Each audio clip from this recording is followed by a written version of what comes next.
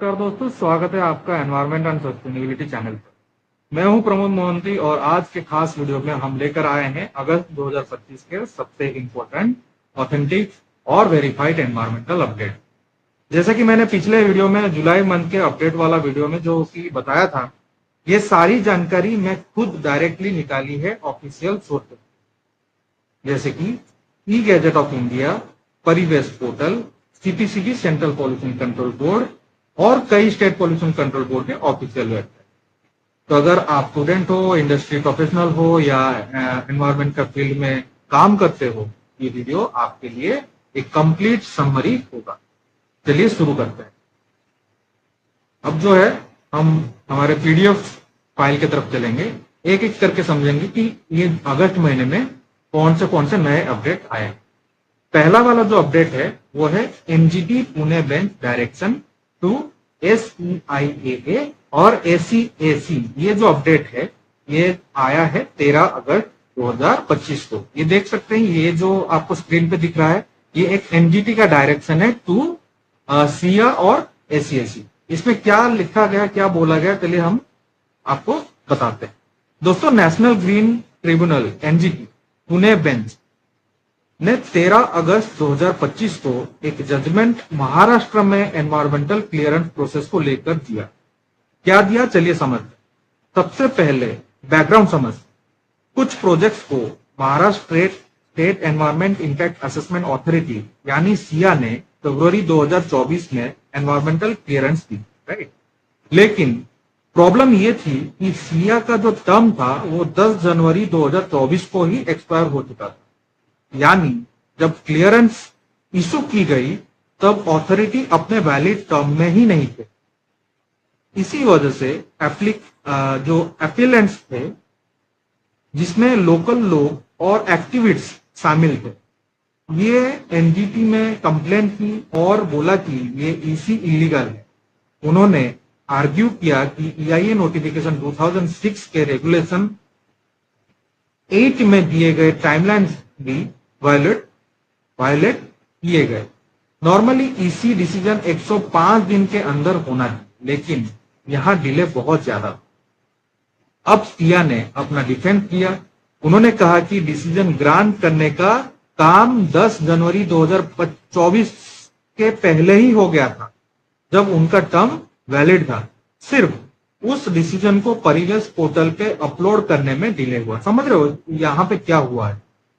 जो सिया का जो टर्म, सिया मेंबर्स के जो टर्म्स थे, उसी के अंदर इनका जो डिसीजन था इसी क्लियरेंस को लेकर के वो हो चुका था। लेकिन सिया टर्म जैसे खत्म होते हैं उसके कुछ दिन बाद ये जो भी MOM या जो भी EC है वो अपलोड किए गए, बस उस पोर्टल पे अपलोड किए गए टर्म खत्म होने के। बट जो डिसीजन था वो टर्म से उनके जो टर्म्स थे उनसे पहले आ चुके थे, ठीक है। ये यहाँ पे हुआ। MOEFCC ने इसके लिए 2 अगस्त 2023 का एक ऑफिस मेमोरेंडम इशू किया था, जिसमें प्रोविजन था कि अगर सिया या SCAC एक्सपायर हो जाए तो 15 + 15 दिन का एक्सटेंशन दिया जा सकता है, सिर्फ अपलोडिंग के लिए। MOEFCC ने लॉगिन भी एक्सटेंड किया था टिल 9 फरवरी 2024, ठीक है।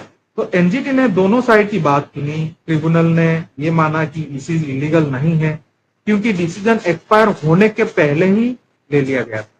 लेकिन उन्होंने ये भी माना कि अपलोडिंग में 28 दिन से लेकर 83 मतलब 28 दिन से लेकर 83 दिन तक की डिले हुई है, जो बिल्कुल एक्सेप्टेबल नहीं, ठीक है। तो इसीलिए ने एनजीटी ने अपने ऑर्डर में कुछ स्ट्रिक्ट डिसीजन दिए। अब वो क्या क्या डिसीजन दिया, ये जो डिले हुआ उसके वजह से, वो चलिए समझ।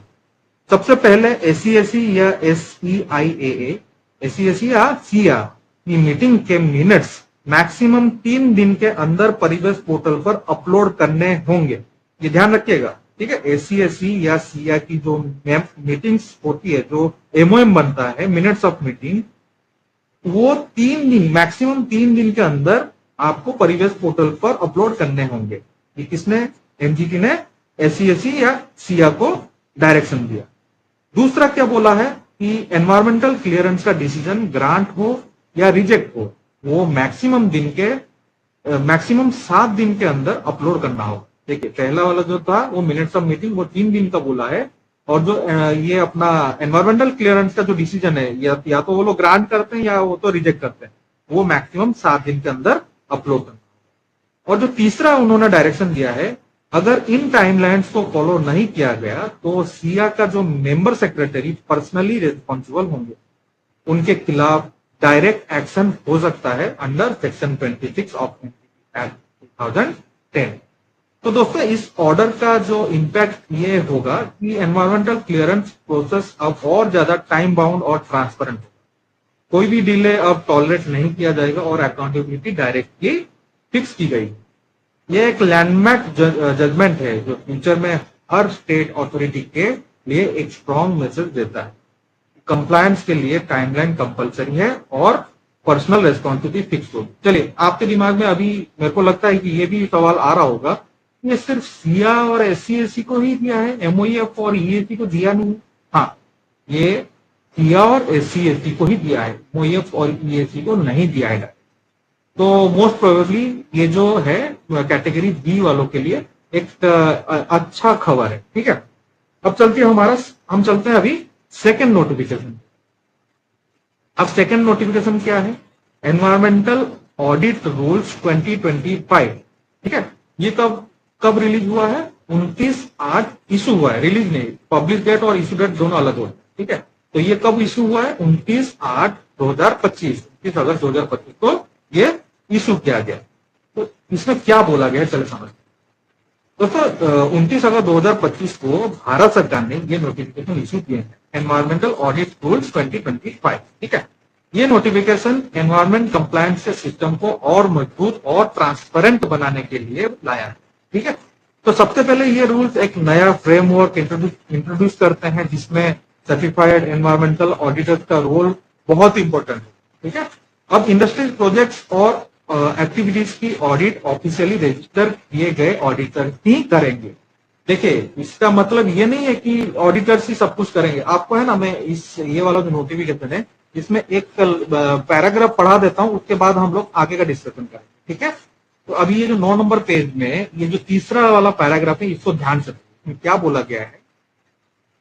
And whereas the proposed environment audit is not an alternate to the existing system of compliance and monitoring through government agencies, but is only to supplement the current efforts of government agencies, which will continue with their existing role of inspection and verification as and when required.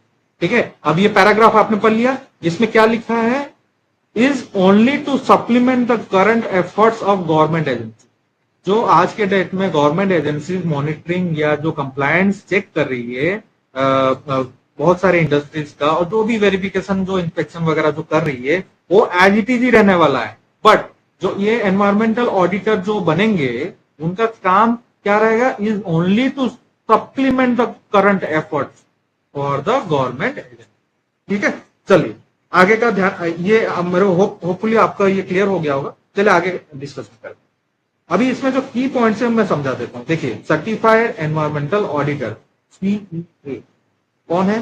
कि हर auditor को certification और registration लेना mandatory होगा। ठीक है, अब इनका roles and responsibilities क्या रहने वाला है?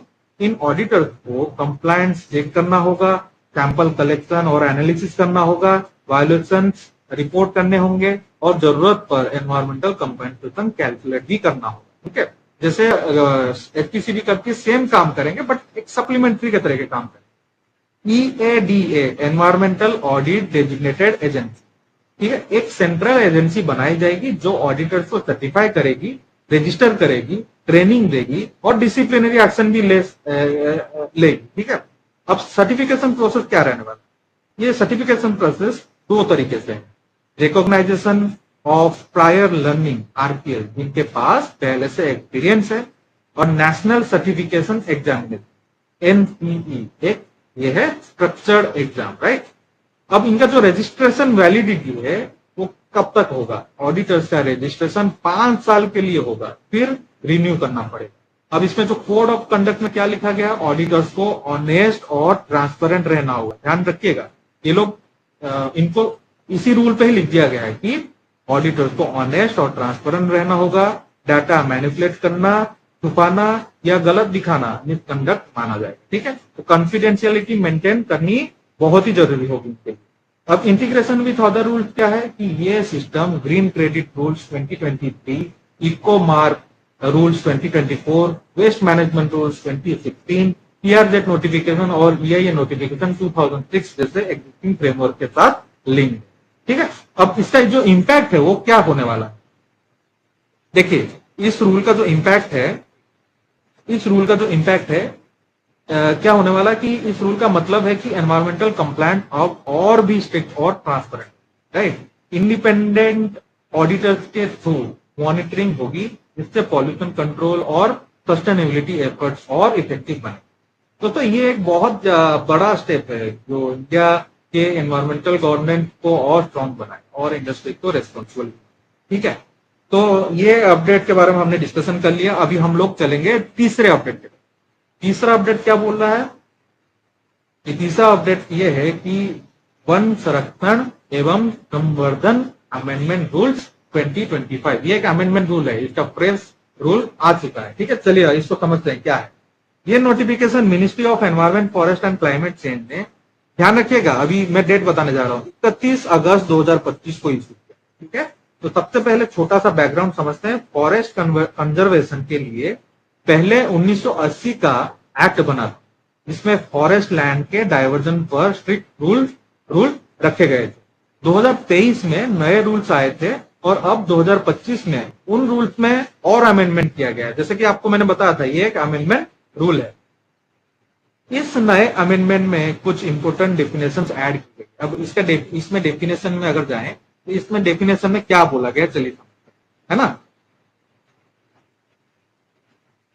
ठीक है, तो स्टेज 1 जो अप्रूवल को अब इन प्रिंसिपल अप्रूवल कहा गया है, इसका मतलब है कि फॉरेस्ट लैंड का यूज करने के लिए सेंट्रल गवर्नमेंट से एक प्रिलिमिनरी परमिशन जो कुछ कंडीशन के साथ।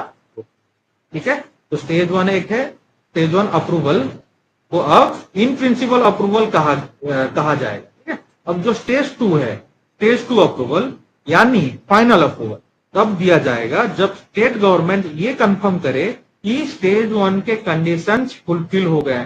ठीक है, तो एक और नया कंसेप्ट है वर्किंग परमिशन। इसका मतलब है कि स्टेज 1 अप्रूवल मिलने के बाद कुछ लिमिटेड प्रिलिमिनरी वर्क, जैसे रोड का ब्लैक टॉपिंग को छोड़कर रिसोर्स मोबिलाइजेशन, ट्रांसमिशन लाइन का चार्जिंग स्टार्ट किया जा सकता है। रूल्स में एक और मेजर चेंज ये है कि अगर कमिटी का कोई नॉन ऑफिशियल मेंबर रिजाइन करना चाहता है तो वो अपना रेजिग्नेशन सेंट्रल गवर्नमेंट को लिखित में देकर सीट खाली कर सकता है। डिफेंस स्ट्रेटेजिक और नेशनल इंपोर्टेंस प्रोजेक्ट के लिए एक स्पेशल प्रोविजन डाला गया है, को इमरजेंसी या पब्लिक इंटरेस्ट केसेस में ऑफलाइन मोड से एप्लीकेशन देने की परमिशन दी गई। और एक बहुत ही इंपॉर्टेंट बात, कंपनसेटरी एफोरेस्टेशन, मतलब जब फॉरेस्ट लैंड किसी प्रोजेक्ट के लिए डाइवर्ट किया जाता है तो उसके बदले में इक्विवेलेंट लैंड को फॉरेस्ट डिपार्टमेंट के नाम ट्रांसफर करना होगा, ध्यान रखिएगा, और वहां एफोरेस्टेशन करना होगा। साथ ही वाइल्ड लाइफ मैनेजमेंट और सॉइल कंजर्वेशन जैसे मिटिगेशन प्लान भी मैंडेटरी। रूल्स में कंप्लायंस और मॉनिटरिंग को भी और स्ट्रिक्ट बनाया गया। अगर 5 साल तक स्टेज 1 अप्रूवल का कंप्लायंस नहीं होता तो सेंट्रल गवर्नमेंट उस अप्रूवल को वापस ले सकती, लेकिन अगर जेन्युइन रीजन हो तो वैलिडिटी एक्सटेंड भी की जा सकती। साफ है, गवर्नमेंट का फोकस फॉरेस्ट प्रोटेक्शन और कंपेंसेटरी मैकेनिज्म को और स्ट्रॉन्ग करने पर है। ये अमेंडमेंट क्लियर करते हैं कि डेवलपमेंट प्रोजेक्ट को अलाउ किया जा सकता है, लेकिन उसके साथ साथ फॉरेस्ट कंजर्वेशन का बैलेंस मेंटेन करना। दोस्तों, आपको क्या लगता है, क्या ये नया रूल फॉरेस्ट प्रोटेक्शन को और मजबूत करें? आप अपना ओपिनियन कमेंट सेक्शन में जरूर बताइएगा। ठीक है, तो अभी चलते हम लोग हमारा फोर्थ नोटिफिकेशन। ये क्या है, ये ध्यान रखिए, ये है ग्रीन क्रेडिट कैलकुलेशन मेथडोलॉजी। ये देखिए, ये बहुत चर्चा में रहा था ये वाला नोटिफिकेशन। तो ये नोटिफिकेशन जो है ये कब इशू किया गया है? ये 29 अगस्त 2025 को इशू किया गया। जितने भी मैं आपको डेट बता रहा हूँ, ये डेट खास करके याद रखिएगा, क्योंकि अगर आप डेट किसी को डेट के साथ कोई नोटिफिकेशन बताते हैं तो वो काफी क्या बोलते हैं, मायने रखता है, सामने वालों को वो इम्प्रेस करता है कि ठीक है कि यार ये तो डेट याद है। तो ग्रीन क्रेडिट कैलकुलेशन मेथोडोलॉजी कब इशू किया गया है गवर्नमेंट के द्वारा? 29/8/2025। ठीक है, तो ये नोटिफिकेशन क्या बोलता है, चलिए समझते हैं। ये नोटिफिकेशन ट्री प्लांटेशन के लिए ग्रीन क्रेडिट कैलकुलेशन मेथोडोलॉजी के बारे में, ठीक है, ध्यान रखिएगा। इसमें इससे समझना इसीलिए जरूरी है क्योंकि इंडस्ट्रीज, प्रोजेक्ट और कंपनीज के लिए प्लांटेशन रिलेटेड कंप्लायंस हमेशा एक चैलेंज रहा है। आप सभी को पता होगा कि इसमें क्या चैलेंज रहता है। तो सबसे पहले समझते हैं कि इसका प्रॉब्लम क्या थी। जब कोई इंडस्ट्री एनवायरमेंटल कंप्लायंस लेती है, उनको अपने कैंपस में मिनिमम 33% ग्रीन बेल्ट मेंटेन करना पड़ता है। आप सबको ये पता होगा, जितना भी आपका जो भी आपका इंडस्ट्री है इस प्रोजेक्ट, उसमें जो भी इसी कंप्लायंस में आपको 33% ग्रीन बेल्ट दिखाना होता है या उसको प्रॉपर मेंटेन करके रखना होता है, ये सब आपको पता ही है। अगर अगर किसी प्रोजेक्ट के लिए फॉरेस्ट लैंड डाइवर्ट होता है तो कंपेंसेटरी एफोरेस्टेशन करना कंपलसरी, ठीक है। तो कॉर्पोरेट सोशल रेस्पॉन्सिबिलिटी, तो सीएसआर के अंडर भी कंपनीज को प्लांटेशन या फॉरेस्ट रिस्टोरेशन एक्टिविटीज करनी पड़ती है। ये तीसरा पॉइंट। चौथा पॉइंट क्या है? प्रोजेक्ट अप्रूवल के टाइम पर भी अक्सर कंडीशन रखी जाती है कि सर्टन नंबर ऑफ ट्रीज लगाने आपको पड़ेंगे, ठीक है। तो ये सारी थी हमारे प्रॉब्लम्स है। ये सारी ओब्लिगेशन अलग अलग लॉ और डिपार्टमेंट के अंडर आती है। रिजल्ट क्या होता था? हर कंपनी को अलग अलग जगह प्लांटेशन करना पड़ता था, कॉस्ट डुप्लीकेट होते थे, वेरिफिकेशन और मॉनिटरिंग ट्रांसपेरेंट नहीं होती थी और एक प्रॉपर रिकॉर्ड मेंटेन करना मुश्किल, ठीक है। यानी प्लांटेशन एफर्ट बिखर जाते थे और उसका real environmental impact clearly measure नहीं हो पाता था। तो जो गवर्नमेंट का सॉल्यूशन अभी इसके ऊपर क्या आया है, अब चलिए समझते हैं कि गवर्नमेंट ने इस प्रॉब्लम को सॉल्व करने के लिए क्या सॉल्यूशन निकाला। Ministry of environment, forest and climate change ने ग्रीन क्रेडिट रूल्स 2023 के अंदर एक सिस्टम बनाया है जहां प्लांटेशन के एक एफर्ट्स को एक मेजरेबल यूनिट में कन्वर्ट किया जाए, जिसे हम कहते हैं ग्रीन क्रेडिट, ठीक है। अब 29 अगस्त 2025 के लिए जो नोटिफिकेशन में स्पेसिफिकली ये बताया गया है कि ट्री प्लांटेशन के लिए ग्रीन क्रेडिट कैलकुलेशन कैसे होगा। तो चलिए समझते हैं green credit calculation methodology. Notification के मेन जो पॉइंट है इस प्रकार, अगर ये ध्यान से रखिए, सुनिएगा, अब मैं जितने भी पॉइंट वाइज आपको बताऊंगा, ये नोटिफिकेशन में ग्रीन क्रेडिट कैलकुलेशन मेथडोलॉजी इस प्रकार से उन लोगों ने लिखा। चलिए फर्स्ट वाला जो है, अगर आपने डिग्रेडेड फॉरेस्ट लैंड पर प्लांटेशन या रिस्टोरेशन किया है और 5 साल कंप्लीट हो गए और उस लैंड का कैनोपी डेंसिटी मिनिमम 40% तक पहुंच गया है, तो आप ग्रीन क्रेडिट क्लेम करने के लिए एलिजिबल हो, ठीक है। ये पहला वाला पॉइंट समझ में आ गया। सेकंड पॉइंट में क्या बोले हैं वो चलिए। कैलकुलेशन सिंपल है, कैनोपी डेंसिटी में कितना इंप्रूवमेंट हुआ है और कितने ट्री सर्वाइव कर गए हैं, दोनों चीजों को काउंट किया जाए।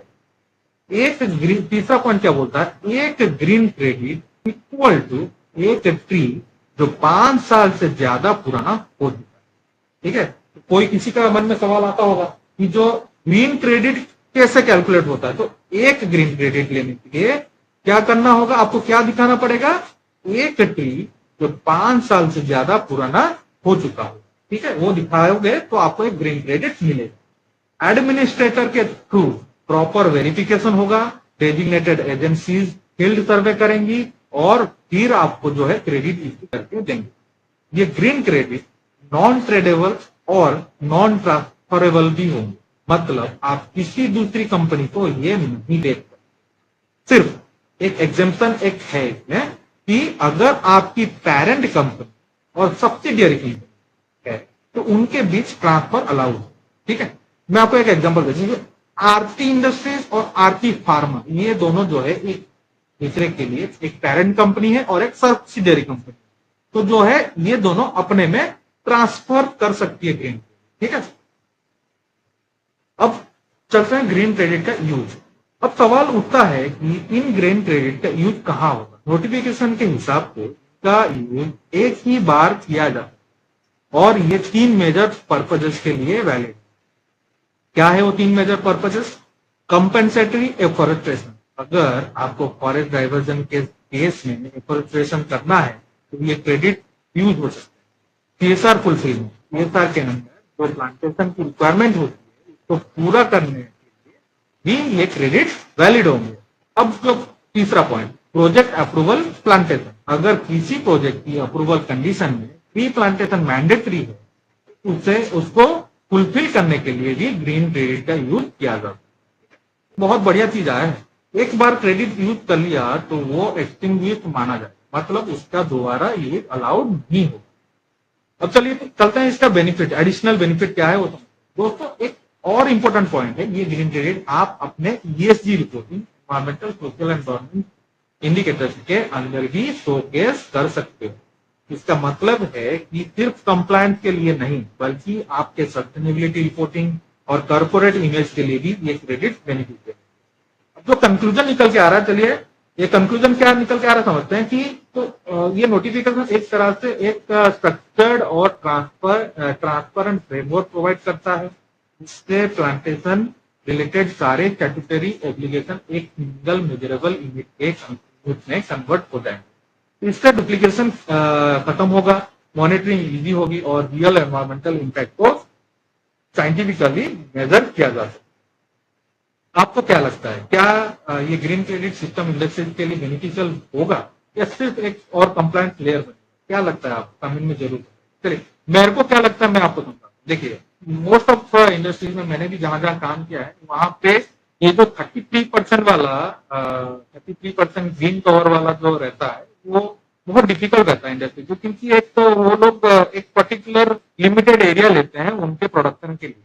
लेकिन उसी लिमिटेड एरिया में अगर आपको गवर्नमेंट बोले कि आपको 33% जो है आपको एरिया ग्रीन बेल्ट बनाना है तो बहुत सारे केसेस में ये थोड़ा नॉन कंप्लायंट जैसे हो जाता है। लेकिन कंपनियां क्या करती हैं कि थोड़ा उसको मैनेज करके बता देती है कि भाई हमारे 33% ग्रीन बेल्ट है और आप जो है हमको इस हिसाब से इसी दे दो या इसी का अमेंडमेंट दे दो या इसी का एक्सटेंशन दे दो या कंसेंट दे दो। इस बेस पे कंपनी और गवर्नमेंट के बीच में बात होती रहती है। लेकिन ये रूल और नोटिफिकेशन आने के बाद मुझे पर्सनली फील होता है कि हो सकता है आगे जाकर के ये वाला जो प्रॉब्लम है सॉल्व कर देगा। ठीक है, चलिए अब जो पांचवा वाला जो नोटिफिकेशन है उसके बारे में समझते हैं। पांचवा नोटिफिकेशन क्या है ये मैं शॉर्ट में आपको समझा देता हूँ। शॉर्ट में तो नहीं, ये दो नोटिफिकेशन मिला करके है। ये जो है ये वाला नोटिफिकेशन और ये वाला नोटिफिकेशन। ये नोटिफिकेशन किसके लिए है? जो रिकॉन्स्टिट्यूशन हुआ है ACIAA और ACAC of Kerala and Uttar Pradesh के बारे में लिखा गया। ठीक है, ये दोनों नोटिफिकेशन क्या बोल रहा है मैं चलिए आपको समझा देता हूँ। सबसे पहले उत्तर प्रदेश के लिए नोटिफिकेशन आया है जिसमें ministry of environment forest and climate change ने एनवायरमेंट प्रोटेक्शन एक्ट 1986 के तहत एक state level environment impact assessment authority का गठन किया है। इस अथॉरिटी का चेयरपर्सन बनाया गया है Shri Anupam Gupta, retired IFS officer. साथ ही 2 मेंबर इंक्लूड किए गए हैं, श्री अमित चंद्र और श्री मनीष मित्तल जो चीफ कंजर्वेटर ऑफ फॉरेस्ट। इस अथॉरिटी के decision state level expert appraisal committee ACACs की रिकमेंडेशन पर लिए जाएंगे। उत्तर प्रदेश के लिए 2 ACAC बनाई गई है। ACAC 1 का चेयरमैन है श्री कमलेश कुमार पांडे और ACAC 2 का चेयरमैन है डॉक्टर राम लखन सिंह। इन कमिटीज में अलग अलग एकेडमिक एक्सपर्ट्स, रिटायर्ड ऑफिसर्स और फॉरेस्ट ऑफिसर को इंक्लूड किए गए हैं। ऑथोरिटीज के डिसीजन नॉर्मली अनमिनस होंगे, लेकिन अगर मेजोरिटी से डिसीजन होता है तो उसका रिकॉर्ड मेंटेन करके सेंट्रल गवर्नमेंट को भेजना होगा। हर कमिटी को स्पेसिफिक डिस्ट्रिक्ट के लिए जुरिडिक्शन दिया गया है। ACAC 1 के अंडर आते हैं डिस्ट्रिक्ट जैसे आगरा, अलीगढ़, बरेली, मेरठ, कानपुर, देहात, झांसी, मथुरा और बहुत सारे। ACAC 2 के अंडर आते हैं लखनऊ, वाराणसी, गोरखपुर, प्रयागराज, गाजियाबाद, अयोध्या, सुल्तानपुर और अन्य। चेयरपर्सन और मेंबर्स के टेन्योर 3 साल का होगा, ये ध्यान रखिएगा। अब केरला के लिए मैं बात कर लेते हैं। अब केरला में नोटिफिकेशन की बात करते हुए मैं चाहता हूँ कि इसका जो SEIA का गठन हुआ है इसके चेयरपर्सन है Shri Pulakottil Kurian, retired IAS officer. Members में श्री रविंद्रन और एनवायरमेंट डिपार्टमेंट का सेक्रेटरी शामिल हुए हैं। ठीक है, ये दोनों का मैं आपको थोड़ा शॉर्ट में और थोड़ा प्रिसाइज वे में भी बता दिया। इसमें सिर्फ और सिर्फ SCIA और ACAC का गठन किया गया। ठीक है, चलिए आज के लिए ये सारे नोटिफिकेशन आपको मैंने बता दिया है, पर्टिकुलर अगस्त जो 2025 के बारे में। उसको हम शॉर्ट में भी थोड़ा कवर कर लेते हैं। शॉर्ट में पहला वाला जो नोटिफिकेशन था, मैंने यहाँ पे थोड़ा मिस कर गया कि लिखने के लिए। मैं पहला वाला नोटिफिकेशन 13 अगस्त में लिख देता हूँ अभी। 13 अगस्त 2025 को आया, इशू किया गया था। और ये साइट था NGT, राइट। साइट कौन से इसमें से आया था? NGT वाले साइट से आया था। और ये डिस्क्रिप्शन में आपको मैं बता देता हूँ, मैं लिखता नहीं हूँ अभी, ये डिस्क्रिप्शन में था ऐसा कि जो है NGT पुणे बेंच ने SEAC और SEIA को डायरेक्शन दिया है। तो डायरेक्शन क्या दिया है वो पहले वाले नोटिफिकेशन में आपको मैंने बता दिया है।